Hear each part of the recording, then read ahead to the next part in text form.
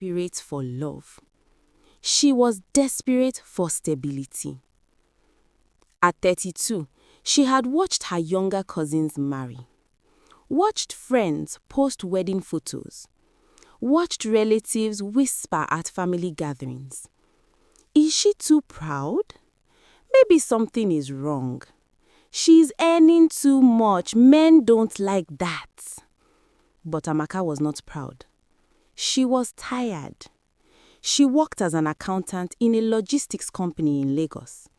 She paid her rent alone, helped her mother, funded her younger brother's final year in university. And then there was Tunde. Charming, soft-spoken, ambitious. Or at least he sounded ambitious. He ran a small tech startup, almost taking off, always close to breakthrough, always close to funding. They had dated for 3 years. Every year he promised, next year, Amaka, let me just stabilize financially. After this contract, after my investor confirms. She believed him because she wanted to believe him. At night, she imagined wearing white, hearing her name called with his surname, being chosen publicly. But months became years, and something began to shift. The pressure didn't come from Tunde. It came from home. Her mother's voice changed. Amaka, I'm not getting younger. I want to carry your child before I die. At a wedding in the village, an aunt laughed loudly. Maybe she is too expensive for men.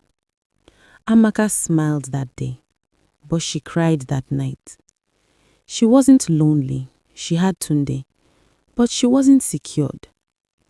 When she brought up marriage again, Tunde sighed. You know I want you, but bride price is not small money. Your family will not make it easy. She knew he was right. Her uncles were traditional, prideful. They would not reduce a kobo. And Tunde's business? Still about to blow. Then one evening, he said something that changed everything. If I had maybe 2 million to settle things, I would go to your village tomorrow. He didn't ask, but the number lingered. 2 million. Amaka had savings, not for this, for land, for safety, for emergency. But what is security without marriage, she thought. She began calculating. She didn't give it at once. She started small. I know things are tight. Use this for your investor meetings. 200,000 naira. Then 350,000 naira. Then 500,000 naira. Each time he resisted softly. You don't have to. But he collected it. Each transfer came with reassurance. I swear you're my wife. You think I'll embarrass you? I'm just trying to build something solid for us. The word us kept her warm. Until one night, she made the decision. She broke her fixed deposit. She transferred the rest. Total, 2.1 million naira. Her hands shook. This is for the bride price, she said softly. There was silence on the phone. Then laughter. Amaka, you are different. I'll never forget this. 2 months later, his family visited her village. Bride price paid. Wine carried. List fulfilled. Her uncles praised Tunde. Her mother cried with joy. No one knew. No one must ever know. Amaka had paid her own bride price. The wedding was beautiful. Guests danced, pictures glowed. Her colleagues admired her patient man. Tunde smiled proudly. He held her hand tightly during vows. She felt victorious.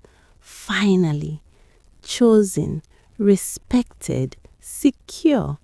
She believed sacrifice had paid off.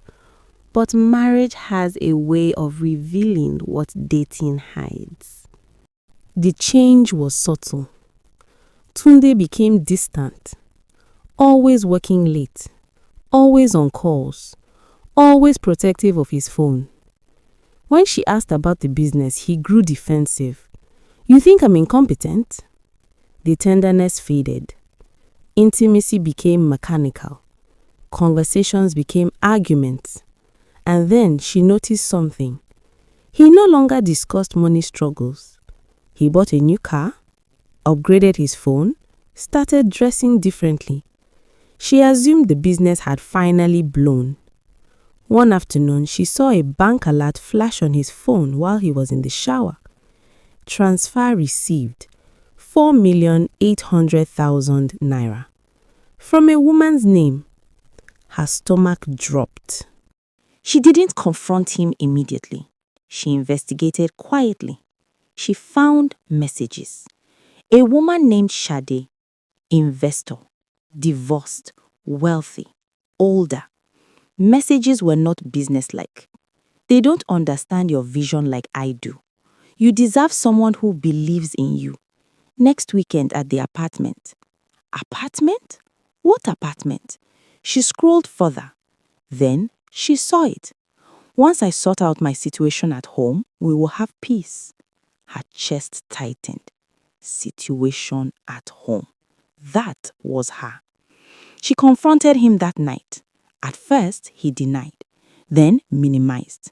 It's business, then attacked. You're paranoid. Then finally, you pressured me into marriage. Her ears rang. You pressured me? Yes, if you weren't so desperate, we would have waited. The words sliced. She had funded the marriage, and now she was the desperate one. Weeks later, she discovered something worse. He had used part of the money she gave him, not only for bride price. He invested with Sade. Their connection began before the wedding.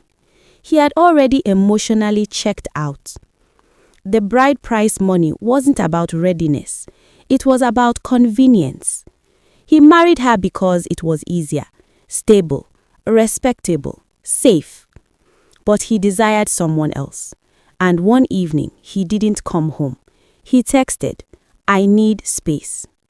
Space became absence. Absence became departure. He moved into Sade's apartment. Her village heard whispers. Marriage barely 1 year?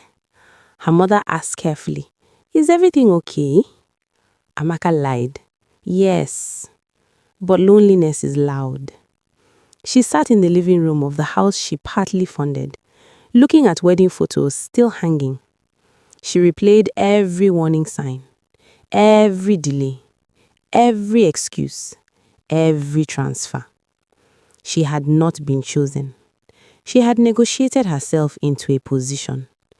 And now, she was disposable. Then, the final blow came. Divorce papers. He wanted out. He claimed irreconcilable differences. No mention of infidelity. No mention of financial deception. Just a clean exit. She realized something painful. When you pay to be kept, you can be replaced without cost. She signed, not out of weakness, out of clarity. 2 years later, Amaka is different, quieter, stronger. She bought land with what remained of her savings, started a small consulting firm, built slowly. This time, no desperation, no rushing, no funding a man's potential. She attends a wedding one afternoon. A younger cousin whispers, Auntie, how did you know he was wrong? Amaka smiles gently. I didn't. I just ignored what I already knew. She walks away. Not bitter, but wiser. Because the lesson was expensive. Very expensive.